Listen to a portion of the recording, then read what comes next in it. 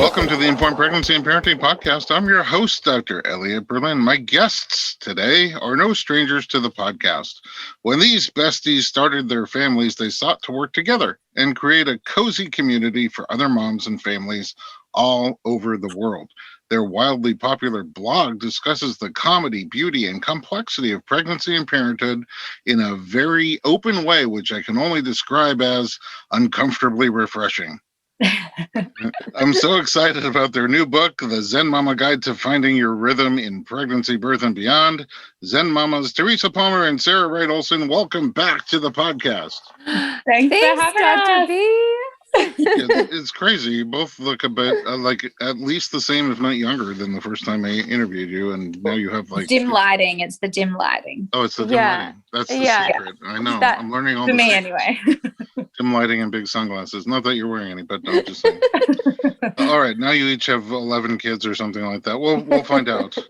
We've both been here before, sometimes together, sometimes individually, and you're both very accomplished actors, but somehow super duper real, kind of like what you see is what you get, and super easy to talk to. It's been a while, and I have a lot of questions about what's happened in between and catching up, and our audience submitted some very juicy questions for you as well via social media.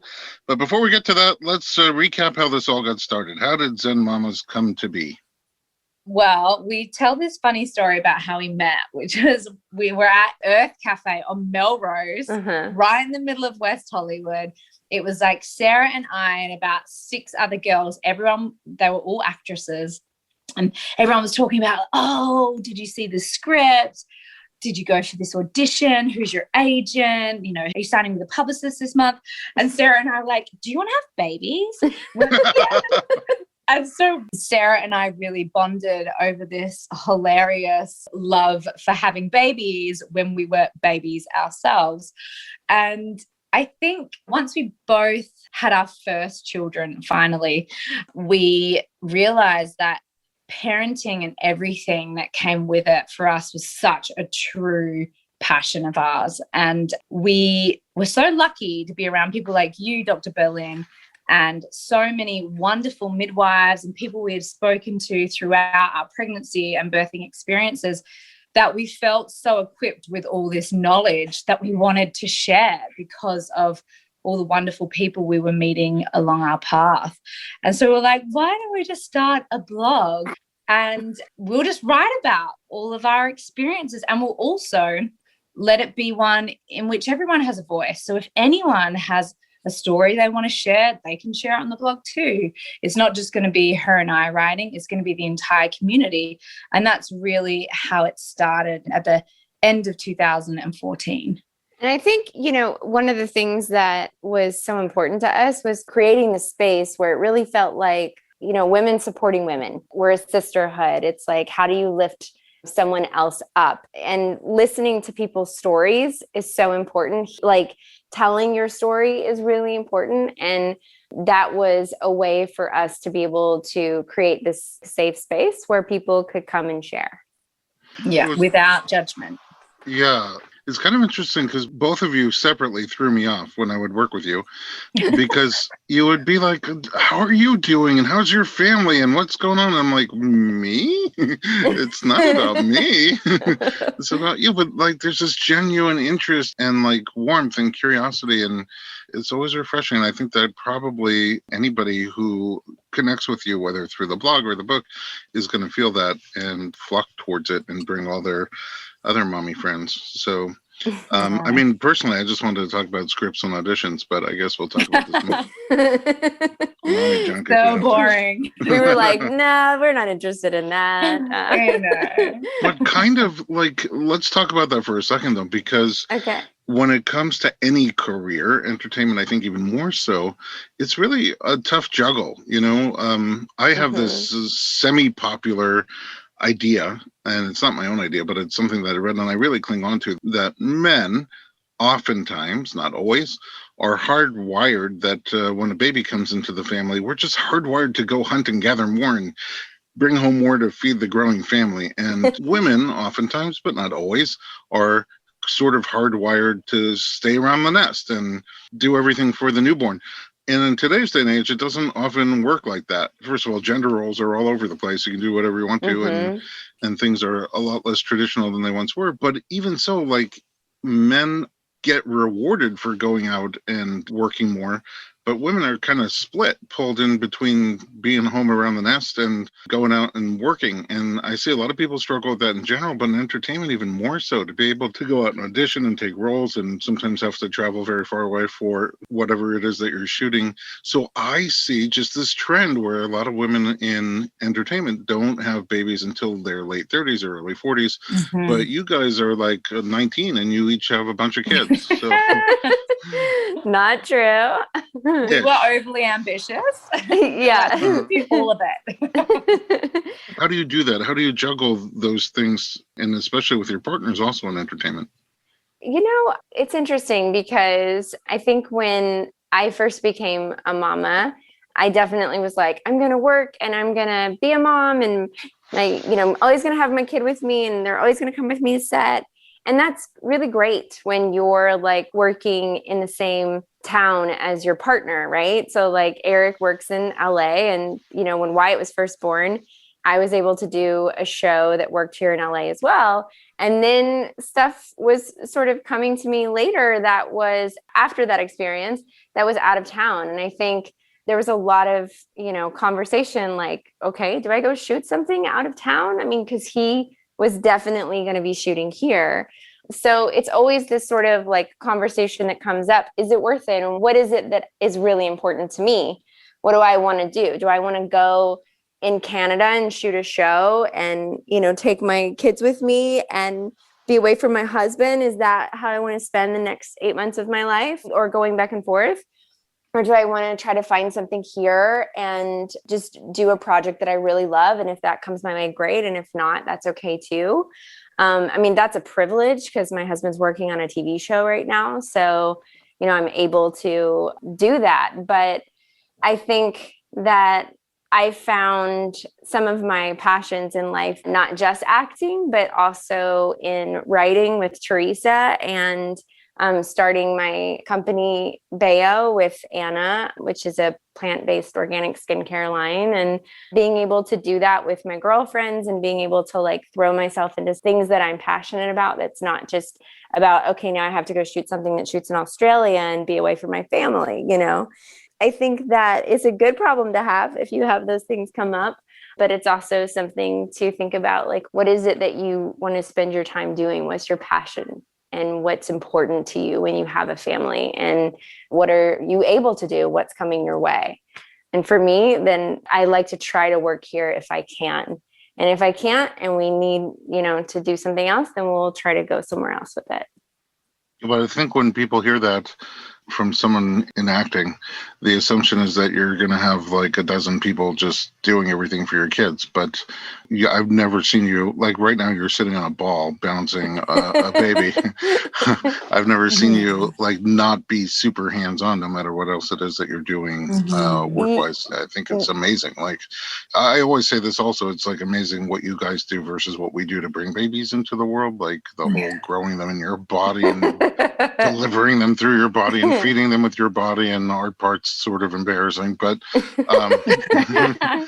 but then to be pulled in two different directions and juggle all of that and somehow still take care of us toddlers, husbands, is kind of amazing. Well, your support system is really important too. I mean, that's, part of it is that a lot of times you have family members, right, that can come and help you. And we don't have family here. So I do have an amazing nanny / doula / best friend of mine, Sonia, who I don't know how our life would work without her as our teammate, but it's just so nice to have that support for sure. And that I'm able to have that support with her.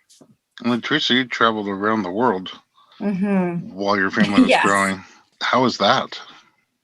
It was good. Look, I'm in a different situation to Sarah in that my husband, he's an independent filmmaker. So he actually writes. So he can come on the road with us, which means we really have that flexibility to be able to travel.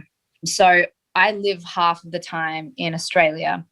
And then I was living in Wales. I was shooting a show there. And I probably annoyingly so to some producers, I'm quite vocal about my needs as a parent and my want and my desire to have my children around, to be hands-on. And actually, I feel like I have been so beautifully embraced since I've had children that every set I've been on, I've been afforded the luxury of having a space for them to go in my trailer. And oftentimes my mum will travel with us, and not always. She's getting a bit older now and a little bit more tired, so she's not with us as much anymore. And if I'm working, we don't have a nanny. If I'm not working, it's just Mark and I and the kids. But if I am working, I usually choose a friend from home. My best friend Cass has traveled with us before. She works for Sarah and I at Your Zen Mama. And then I have another great friend, Susie, and if she's available, she'll come with me. So it's been great because I've been able to sort of keep this community around me who I love and I value, and they can support me while I work. Yet I can still have my kids around set. I can breastfeed whenever I need to. I get to be hands-on and get to be with them during their day, which is really lovely. And I can understand the privilege that is, because not everyone can bring their kids to work, but because of what we do, we as actors in particular, not everyone on a film set would be able to bring their children to work, but as actors, you're really well taken care of. And in that respect, I feel incredibly blessed and lucky that I've been able to manage both being a mum, which is my passion and my dream and everything that I get excited about, but also acting, which is another part of my life that I really enjoy. I vaguely remember you going to an award ceremony and having like a hotel room across the street so you can run out. Yeah, and I borrowed Sarah's nanny because I didn't have a nanny. And I was like, Sarah, do you mind? Can I steal her for one night? And she sat in this hotel room. And I was at the Golden Globes, and I would just race up in my dress and be like, Sonia, is everything okay? And of course, she's like a baby whisperer and was amazing with my little 3-week-old Forrest. Wow. And I'd go and breastfeed, and then she helped me zip back into my dress and I'd run back down again. That's amazing. She was great. All right, we're going to take a quick break. When we come back, I have lots of questions about finding your rhythm in pregnancy, birth, and beyond.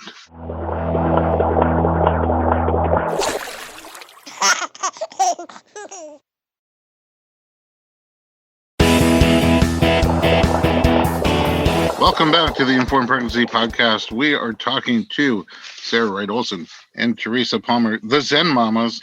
All right, so you learned a ton over your journey. You have 3 kids each now. You've given birth 3 times. Should we say that? Yes, I have a baby in my tummy as well. Oh, you do?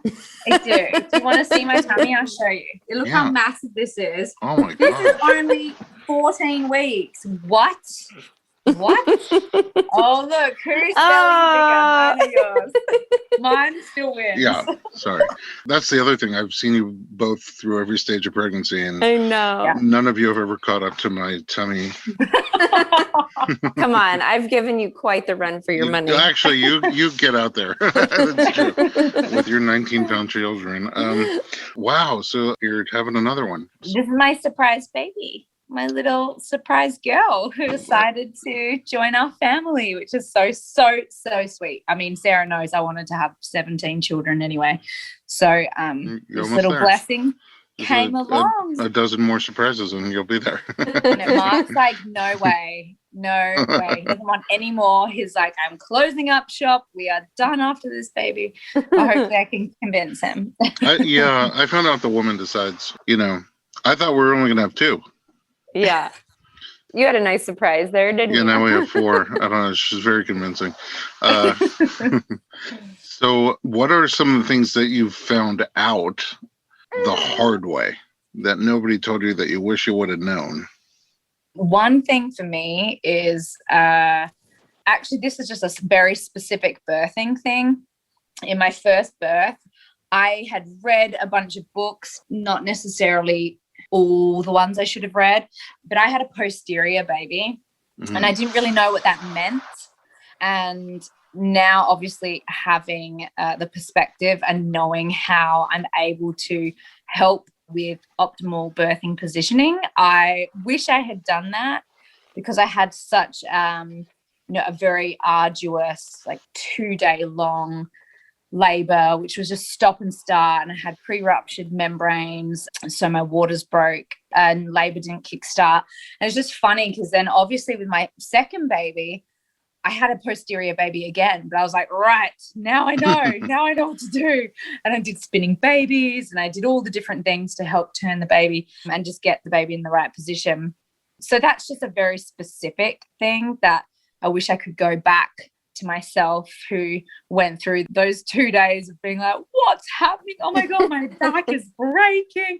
Poor Sarah, she was at my birth. She was putting all her weight, like her and Mark together, putting so much counter pressure on my back. And I was still like, help, I'm dying. Oh gosh, I can't even imagine that. I have no idea if I had pain in my back. You had pain in your tailbone. Oh, that's right. On your tailbone a lot. Oh, I think every birth, actually, I've had pain in my tailbone. Yeah. In the birth with Winter, I also had like crazy tailbone pain. That I'm sure that's a positioning thing. Yeah, for me, I think going back, gosh, I don't think I realized, and it was really wonderful that I had this great doula my first time around. Anna Paula was an incredible birthing doula. And she had told me to set something up for myself because I didn't have family here. She's like, if there's any way that you can have friends come over and help you with food, or, you know, have someone come by just like once a week and help you like do laundry or something. Because she knew that my husband was going to be going back to work and working, you know, like 14 to 16 hours a day on the show at that time. So she kind of pushed me to make some choices for my afterbirth plan. And I ended up hiring a postpartum doula just for a couple days a week. And it was like the greatest thing ever to be able to have that. And then I also had friends who came by and helped me with laundry and helped me with food. And not having any support would have been really tough because during labor, I actually popped a rib. Is that how you would say it? Yeah, I remember. You remember that? So like a rib kind of popped on my chest and I wasn't able to pick up the baby on my own for the first couple of weeks. And so I needed a lot of help. It was super painful to do that. So I don't know. I'm glad that she had that. I would not have known that had she not mentioned like, oh, you might actually need some help. I was like, oh, I can do it all. I'll be fine. And I'm so glad that she set me up for that. I also didn't realize the kind of annoyance that after you give birth, when they push on your stomach to get the placenta out, that part, like, I guess, I mean, do you want to know that or do you not want to know that? I'm not sure. I've thought about it every time I've given birth. I despise that part so much because it's over. Birth is over. The baby is out. It's on your chest. You're ready to start breastfeeding. They're like still sucking snot out of baby's nose. Like things are happening. You're seeing stuff being pulled away. You feel relieved that, you know, you finally pushed baby out. And then this nurse or midwife or whoever just starts like pressing on your stomach to help do what, Dr. B? They're like helping your... the clots. They want to make sure you have no clots and that your uterus can start to stop all the bleeding and start to heal. Yeah. And they're trying to get that placenta out. And not going to lie, I absolutely hate it so much. I've never seen anybody ask for more of that. Yeah. Could you do that again? It doesn't hurt to let people know that that is something that is not great, but it's, you know, it needs to happen. Yeah, I do see that, especially at home birth, because, you know, once the baby comes out, you do think, hey, this is great. We did it. And then there's more stuff to do. Birth the placenta, and then they do that mean massage, but you know, it's for a good cause. The other thing is I like to look at nature and see like what the other animals are doing. It's not always like, you know, we're going to do what they do. Like sometimes, you know, animals give birth and they eat the baby, which I don't recommend, but I've never seen this maneuver where, you know, an elephant gives birth and another elephant comes and starts jamming on the belly afterwards, you know. Thank you. I agree with that. Yeah, I'm sure there's a medical necessity for it. I'm not a medical doctor, but, you know, I'm just curious how they do it in nature. Yeah, it's a really good question, actually. Do you have from pregnancy a memorable moment, each of you, from your various pregnancies? I probably have a memorable moment from each of your pregnancies. I think like this pregnancy being during this, pandemic is it's going to be one for the books for me, for sure, because I think I went through such a wide range of emotions and sort of levels of, okay, I'm feeling really good, feeling very neutral about everything, to like levels of anxiety to, being worried about going to my doctor's appointments. I mean, truly, I did see Dr. B. I normally see him lots more, but towards the end of this pregnancy, I needed to see him so bad because we just came back from a big road trip with our Airstream, and I was probably 8.5 months pregnant at that time. And I was like, Dr. B, my back is all out of whack. Can you come over during the pandemic outside and work on me? And he did. And I was wearing goggles and a face mask, like legit my kids' swimming goggles, a face mask. And I don't know, he kept saying I was wearing a wetsuit or scuba suit. I was like, how am I going to do this massage from 6 feet away? Oh my God. I know. I had been dreaming for like 8 months of him just cracking my spine because it felt so compressed. And I was like, I can't wait anymore. I need you to come and help me. But yeah, I think that whole pregnancy will just be very memorable because it was just, when it started off, I just had a pregnancy loss and then I was pregnant and I went through like a couple of really solid weeks of being nervous. And then I knew the baby was okay. And then we had a pandemic. And I was like, oh my God, I'm not going anywhere. Colorful. Yeah. I mean, specific memorable things, with all of my pregnancies, I get obsessed with playing certain games on my phone. So like my first pregnancy, I became obsessed with this like Diner Dash game, and I would sit in the bath like playing Diner Dash like over and over for like an hour and a half. Okay, that is amazing. It's really weird. Mark always brings it up. He's like, you and the weird game obsessions. And then with Forrest, it was the Monopoly app, and I would dream about it every night. I'd wake up thinking about like what my next strategy was, and it was always to buy up all the houses and create a housing shortage for the other players so they could get houses. And I would never turn them into hotels. I was like, never get hotels because you will cause a housing shortage if you only put 4 houses on each of your color sets. Anyway, what a nerd, I know. Is that how you know you're pregnant? At the beginning, you're like, Candy Crush, I must be pregnant. Do you know what? I became obsessed with SimCity this time, and this was our surprise baby. And I downloaded SimCity, and I was like, oh my God, this is so good. And I just kept playing, and I was like, oh, whoa, this is amazing. I was getting really obsessed with it. And Mark's like, oh, you're so nuts. And then sure enough, I took a pregnancy test, and boom, pregnant. There you go. That's the new test. That's how you tell. That's such a strange thing. Yeah, it's so funny. And then, of course, like with my third pregnancy with Poet, my pre-COVID pregnancy, which is my 2018 pregnancy, I tested positive for antibodies, which is just this routine blood test that you get at 12 weeks.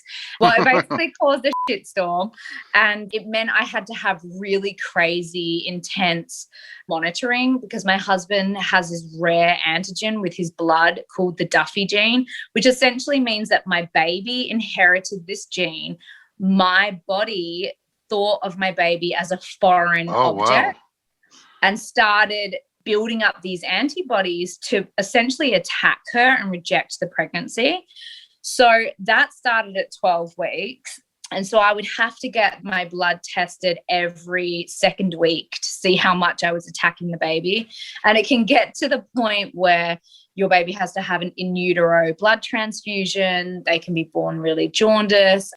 premature birth. There's lots of complications. And so it's called an isoimmunization pregnancy. And so that was like, oh, here we go. Because I just always get random things. I also had like an eyebrow aneurysm in that pregnancy as well, which is just all these weird things happen to me when I'm pregnant. And I swear to God, I'm just waiting. I'm 14 weeks now. I was like, when's it going to happen? What's going to happen this time? But yeah. Well, there is a worldwide pandemic. I was going to say, you're having a baby during a pandemic. So there's your thing. Which is hilarious. So anyway, that was a very colorful pregnancy, but she was fine. And my body actually stopped, which was quite miraculous. Apparently it just stopped creating antibodies. It got to about 17 weeks. I was like, she's fine. She's cool. She passed the test. Yeah. We'll keep her, thankfully. Your blog and now your book really talk about everything. I know that the title is Finding Rhythm in Pregnancy, Birth, and Beyond, but you talk about pre-pregnancy, pregnancy, all the different stages, getting ready for birth, birth itself, postpartum, early parenting. You really cover a lot of stuff, and each step of the way you've lived it together many times, and you have this community that contributes as well. There's a lot of great information there that I think is hard to find. It's hard to find it compiled in a way that's easy to digest. So I'm really glad that you did it, and not only that you did it in your style. We're going to take another break. When we come back, I want to learn more about the structure of the book, but also I have these juicy questions that were submitted, and I'd be letting my audience down if I didn't blush as I read them to you. We'll be right back.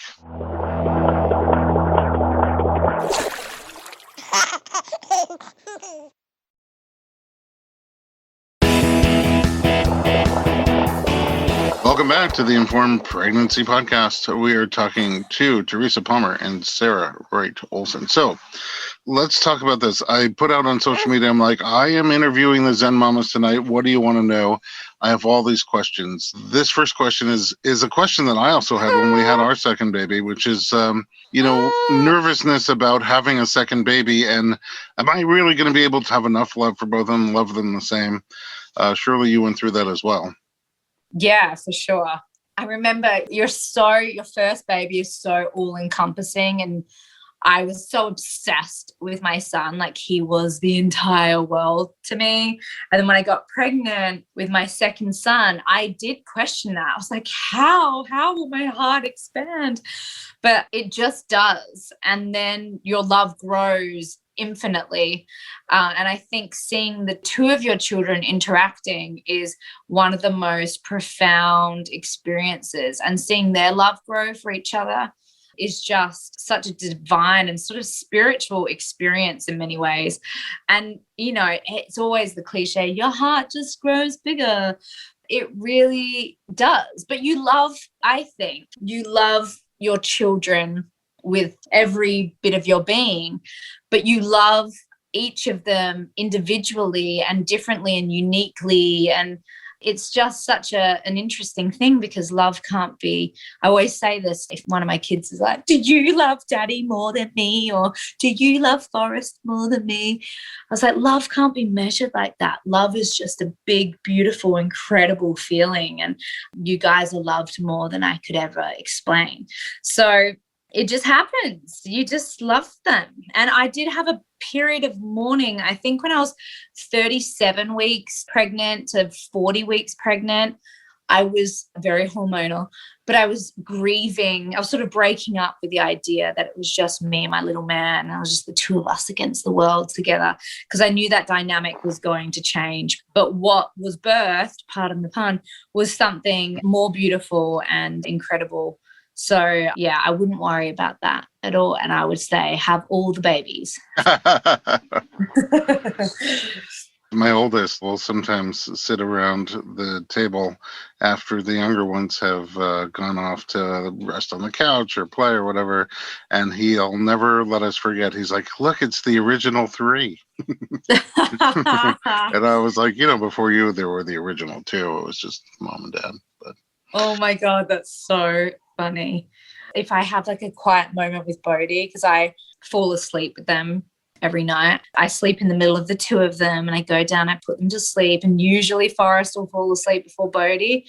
But I often say, to him. I was like, you're my firstborn. Oh my goodness. Can you remember that time when it was just you and I? And he says that he remembers, but he only really remembers a world in which there was all these brothers and sisters. So here, I'm going to read a few more questions. Okay. How do you preserve the relationship with your husbands as your family grows? I think it's different for everyone. And it's also different with each child that comes along. You know, the first time around, it's interesting because you're definitely falling into your role as a parent, and you're also sort of having to navigate, okay, what does our relationship look like now that we're mom and dad? Like, how do we make time for each other? And that, I think, was part of something probably that I overthought about, you know, right after I had my first was, okay, like, do we need to have date night, or, you know, do we need to have like this time alone where we just stare at each other and focus on each other? And for every relationship, I have to imagine that it's just going to look really different. For Eric and I think trying to like make a special day where we get together and we do something, it was like almost too much. You know, sometimes he would be busy doing work or I would be busy doing my work. And it was like, how do we fit this in? And it was, for us, it just made more sense to kind of let it flow. And when we had time together, it was amazing. And then when, you know, it was me and him and Wyatt, we were also so stoked on that. And because he's working 16 hours a day or 12 hours a day or whatever it is on set, when he was home, he definitely wanted to have that like focus time with Wyatt. So we always said that for us, the weekends are family time, and we try to like not overschedule anything. And that's always been something that we do, is we'll like go on a little excursion out on a hike or out to the beach or something. And then, you know, when we had Esme, then I kind of felt like Eric would go off and do stuff with Wyatt, and then, you know, I would be with the baby, and then we would all come together and do stuff together. And so it really changes, your family changes, and things kind of grow and change in a different way. But just making sure that we were communicating with each other about that time, I think, was the most important. Like if one of us needed it, having that communication was really important for us. That makes sense. You know, it's kind of interesting. We've gone through different phases of realizing it's hard sometimes to have enough of you for even yourself. And certainly you end up last on the totem pole oftentimes, and then for the kids and for your partner. And now we've done all sorts of different things, like alone night, just us with one kid at a time so that they get spotlight attention. Mm-hmm. But, you know, now my oldest is about to be a senior in high school, and I can already, like, you know, taste how he's going to leave the house. And it's like devastating. I'm like, no, don't do it. Just stay with us forever and be a little guy. It's hard to find time for everybody, but it's important. I think communication is key. I have two juicy questions here. One of them is from two different people. One mom wants to know, after breastfeeding, will my breasts ever be the same? I wouldn't know, because I haven't stopped breastfeeding since 2014. So I don't know. They're not looking amazing yet. I'm hopeful that when we're all finished, maybe they'll just kind of bounce right back up to their 27-year-old selves. But no, I'm not sure that they ever will, apparently. I have heard from people that the boobies just change shape. My experience is they do kind of change shape. And then once the milk is completely gone, they look quite a bit different than what I remember them looking. But now it's been so long ago that I can't really even remember what they looked like totally. I just...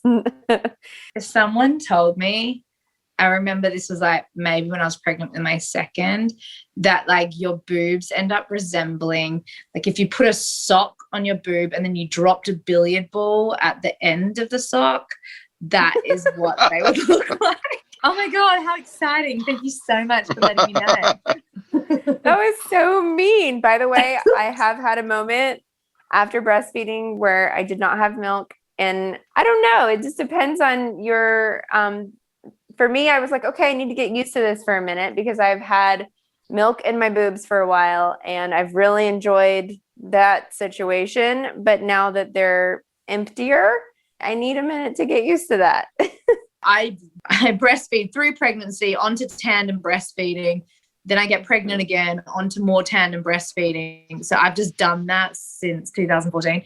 But I'll go through a period of time where like right before I'm getting pregnant and my kid's like almost 2, because I usually get pregnant right before they're 2, where they've just shrunk. I just don't have boobs anymore. And I've always had boobs. My whole life I've had pretty big boobs.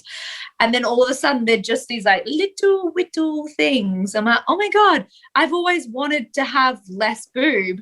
And I'm finally like, I look cool in those low cut tops now and I can wear the singlets without a bra. And wow, this is what it feels like not to have boobs. So I didn't mind it actually. But now they're growing all massive again, being pregnant and breastfeeding. You know, I have really long eyelashes, and when I was in like 7th grade, some of the girls were jealous of my eyelashes and my boobs, but then in like 9th grade, they totally took over. Anyway, I was hoping after we had 4 kids, maybe I would end up, but I didn't. They're still the same size. Anyway, I'm trying to contribute to the conversation. Thank you for that. Yeah, on this one, this other one, which I think actually a lot of people struggle with. She's 5 weeks postpartum, and she's craving intimacy with her husband, but she's terrified of what that's going to feel like. Any ideas on how to rekindle the intimacy? Take it really slow, I think. Like, don't rush into, and I think they say wait at least 6 weeks postpartum before having sex again. And make sure you communicate with your husband. Like, just be like, you need to listen to me. I'm going to tell you, yes, that's okay. No, that's not okay. And I just think, you know, that first time, don't imagine it's going to be some amazing, sexy romp, because it's not going to be like that. It's going to probably be a little bit more like talking through it. And then once you've done it one time, then you're fine. Then you can get back into the rhythm of it. Yeah. Think about it like you're about to have sex again for the first time ever. You're like, oh, I'm a virgin again. Yeah. Think about it like that. You got to go slow. Take it easy. Don't rush into it. Is that true each time with each kid? Yeah, it has been. Yeah, for me too. I mean, everything just kind of feels more tender. Yeah. The way to say it. It just feels like a little bit more tender. And for me personally, sorry, I'm going to speak just for myself. I personally feel a little bit more aware of my body and everything that it's gone through. So at that time, I think I want to be a little bit gentler to myself. I'll say as well, it also depends on how your birth went too. So yes. I had some vaginal trauma with my first birth, and I tore right up by the little sensitive spot up there. And Ooh. That was so bloody painful. I got to tell you, I was not interested in doing it for so long. I was like, no one even gets to be down there at all. Like, go away. But then with my second, and that was a land birth. I call it a land birth. As opposed to water. Yes. And I was on my back, pushing in that position, all the things that I had read not to do, but anyway, that's what I ended up doing. Was I had just sort of a vaginal birth, a natural birth, but I tore, and your placenta gets stuck, and they have to do a manual extraction. Oh, wow.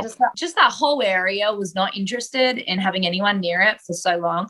Then after the water births, I had the most gentle, healing, beautiful, amazing births, my second and third, that I honestly felt totally fine down there. And I definitely was way more ready to get back and get jiggy with it with my husband long before I did with my first.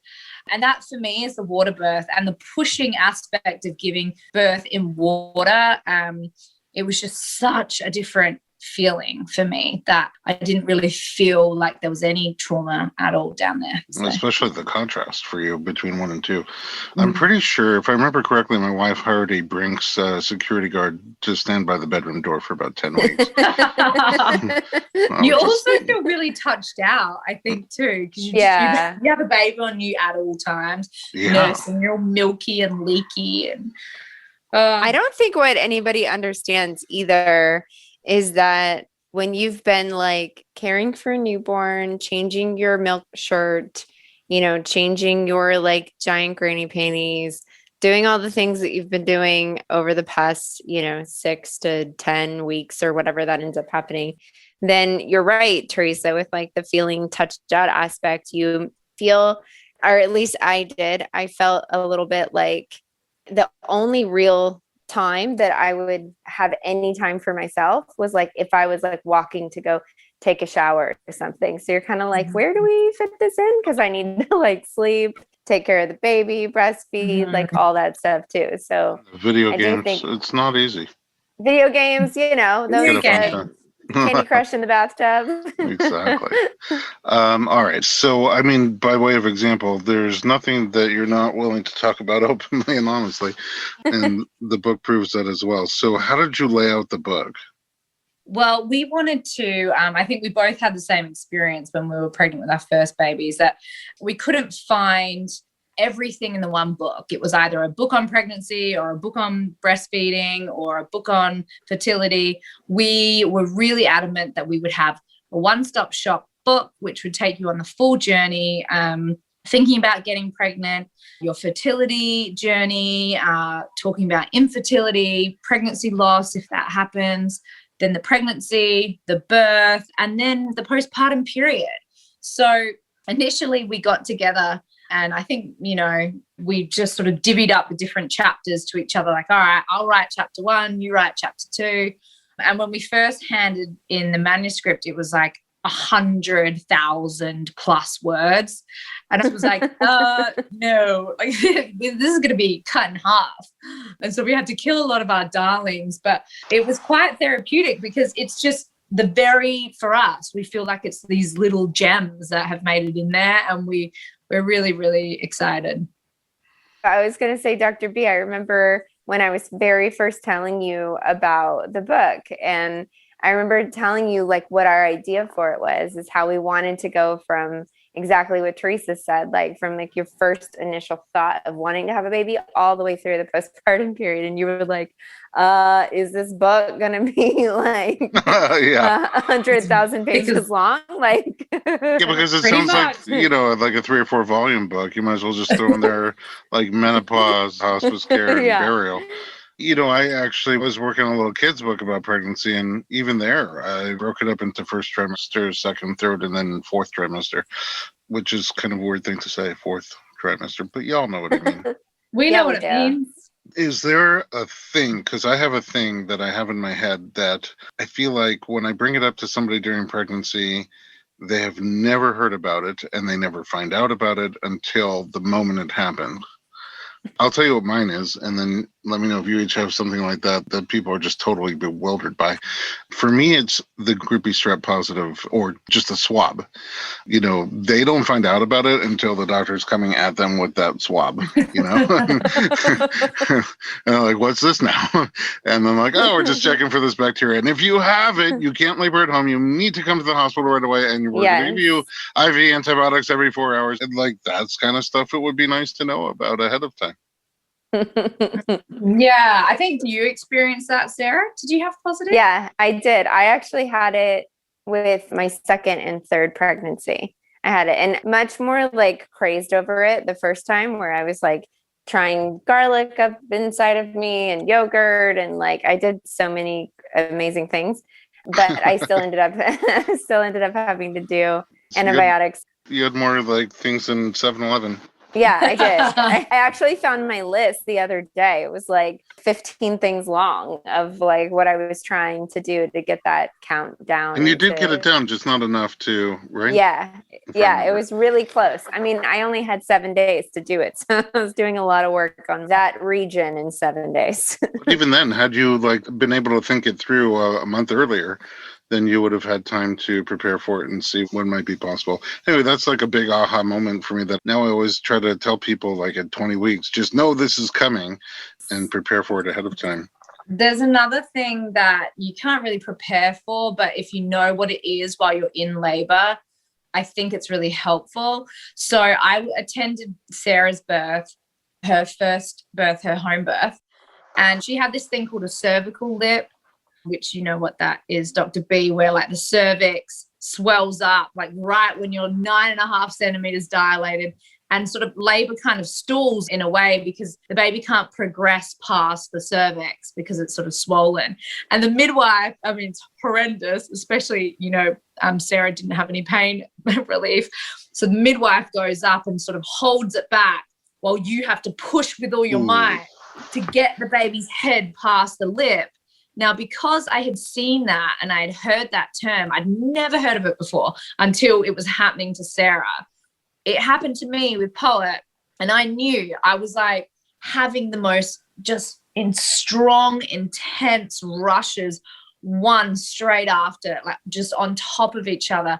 But I knew I wasn't ready to push yet. I was feeling up there and I could feel that I had a cervical lip. And I said to my midwife, I think I've got a lip. I think I've got a cervical lip because I'm having the strongest contractions I've had and I should be pushing. I know that feeling. I should be moving into the pushing stage or the breathing down stage. And I was like, I swear to God, I have a cervical lip. And sure enough, she went up there and I did. And I had to do the same thing that I had seen Sarah do like 6 years earlier and like squat on the toilet while she held it back. And I pushed, and it only took maybe 2 really, really strong pushes while she was holding it back for her head to come right down. And then she was born in 4 minutes. But that's just something I had never read about. I didn't even know that could happen. And I didn't realize that you can be aware of it as a birthing mother. You don't need your midwife to say, oh, this is what's going on. Yeah, and if I hadn't have been privy to it in Sarah's birth, I wouldn't have known exactly how to handle that moment. And apparently it happens, I'm expecting it's going to happen again with the 4th. So once you've had it once, they say that oftentimes it'll happen again. I've had it with every birth. I have every single birth now. And I literally, this last time I looked at my doctor and I said to him like, oh my gosh, this is just my thing, like this must just be my thing. And I swear he has to have such strong like forearm strength to hold that back for me because it doesn't happen for me quickly like it did for you that time, Teresa. Like I have a 14-minute video where it was only part of him doing that, but he has to have his hand up there holding the lip back as I'm trying to get the baby's head past. So you can hear him on the video like, okay, you got to get my finger out. Like you have to keep pushing. And I have to like push past the lip and him holding it. It just occurred, Teresa, you could just pretend like it's a video game. You got to. You got it. Yeah, and then you're like, let's do it again. Okay. Maybe I went too far. I think the thing I always hear, Dr. B, is people asking and talking about poop. They like always want to know like, I'm so afraid about pooping and whatever. And, I got to be honest, like there's so much poop involved with my births. I've had 3 births and there is no holding back on the amount of poo that happens when I am giving birth, especially I've caught your poo before. You've caught my poo. Eric's caught my poo. And apparently like the people around you just become these like wonderfully loving people that just don't even let you see it. So they just kind of like quickly take the wee pads away. So like you don't see, you don't see that it happens. But my dear friend Sonia is a doula and she's like, that's just part of it. Like, she actually had this wonderful thing that she said to explain, which is going to horrify some people who are listening to this. But there's this point where the head is kind of like pressing and it's like toothpaste, like the head is pressing through and like squeezing everything out. So like everything has to come out. And you know what? She's right. And when that moment happens, like everybody in the room's kind of cheering because they're like, okay, that means baby's like further down and we're getting into this spot. Yeah, we're getting into this place. So that's a really good one. People either don't know about it or overthink it. They overthink it. Yes. They overthink it. And the truth is, I've been to a lot of births. I've been to a Sarah birth. I've never had the pleasure of catching any real poo, though.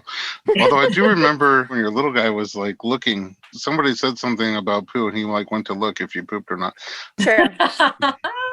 I said that I had to poo and he was like, I don't see any. Oh, you lifted up your little That tummy right. skirt or whatever you were wearing. That's Yeah. right. Yeah, so I will say this. Generally speaking, it's not logs and logs of poo, it's slivers. Like you Yeah. said, usually whether you're at home or in a birth center or hospital, they have layers of pads underneath you. As soon as anything's there, they just pull one away, they wipe it. Oftentimes you Or don't they have a even little scooper. My husband had a little pooper scooper in the water. for the tub. That's Yeah. true. One would like Yeah. float up. He'd just like whoop, and You he'd go just fishing. scoop it out You of the water. You go fishing. Yeah. Again, another little video game. And then scooping for poo. And then the other thing that's really cool about it, though, is whoever designed the system, your baby has to kind of push down towards your rectum and then come out the front. And Yeah. it's designed to squeeze out whatever's in there because that's how your baby gets exposed to your gut bacteria and start to make their own microbiome. So I think when you put it in perspective, it's like, wow, this is so cool. I hope you wouldn't want to not have a little bit of poo. I will give a Zen Daddy tip or a Zen partner tip, which is this almost happened to me at Sarah's birth, but it's happened to me a few times. I don't know why. Like when I feed my toddlers baby food or a little baby food, and I put the food out, and I always open my mouth when I do it. Like I hold it up. I don't know why. Sometimes I'm like, don't open your mouth, but I still do it anyway. When I'm there supporting you somehow in birth, and you're pushing with everything you got, that 11-pound baby you had, I start pushing too. And I'm not even kidding. When I got in the car from that birth, I thought I had a hernia. Yeah, So, your booty was hurting you. Oh yeah, I was my everything.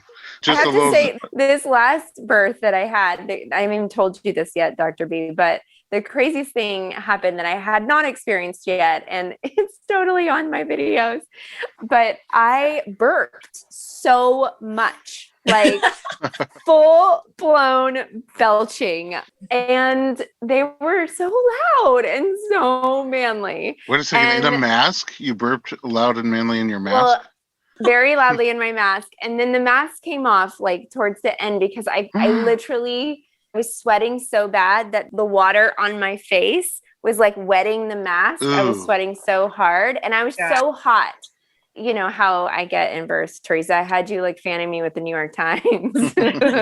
And, but anyway, I ended up taking it off and I was like, my head was kind of down in my bed anyway, because I was over on this side of the bed and I was like in this squat position, but I just could not stop burping. And most of the time it was just me and Eric and my doula in the room, and everybody else kind of like left us alone. And then they would come back in and out. But the burping was crazy. And every time my doula would be like, it's great because, you know, the air is like releasing and baby's going down further. And Goldberg would like cheer. And my doctor, he would be like, yes, oh, that's great. He like kept making me feel so good about it. Because I would do a huge burp and then I'd be like, I'm so sorry. This is so weird. I can't believe this is happening. Oh my God. You know, if he's cheering you on, are they getting bigger and bigger and bigger? Yes, cheerleader. All right. I could talk to you guys forever is the problem. We've gone long and there's a million more topics to talk about, but thankfully there's a book. So let's talk about two things. Where can we buy this book? I'll remind people it's called The Zen Mama Guide to Finding Your Rhythm in Pregnancy, Birth, and Beyond by Teresa Palmer and Sarah Wright Olsen. Where can we buy this book? This book is available where all books are sold. So you can buy it. Yeah. You can buy it anywhere. You can go to yourzenmama.com and it will be right there on the front where it tells you where to buy. You can also go to Amazon. You can go to Barnes & Noble. So you can get it anywhere. Where do we find you guys online? Instagram. You can follow us at Your Zen Mama and at S. Wright Olsen. Yes. And at Teresa Palmer. Beautiful. That's right. All right. I thank you guys for writing the book. I thank you for coming on the podcast once again and sharing your incredible energy. And you make the whole thing, because it is a ton of work and it's just very challenging each step of the way. Extremely rewarding, but very challenging each step of the way. And you guys make it look fairly easy and fun and real. And for that, I am very, very grateful. And thank you, Dr. B, for contributing to our book. That we are so, so grateful that you did that and you read it. And thank you for that. Well, yeah, and I saw my wife was in there. And your wife is in there. That's right. I'm hoping to find out some secrets about her in that chapter. All right. At home, thanks for listening to our podcast. If you like the program, share us with your friends, send us feedback, and you can even find us on Instagram as well, whatever that is. It's a Sure. Dr. Berlin, DoctorBerlin.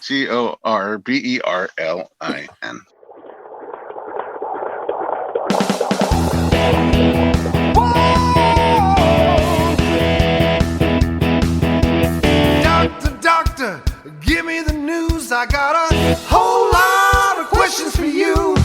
This kid's gonna test my will. I got a lot to learn, and my babies do.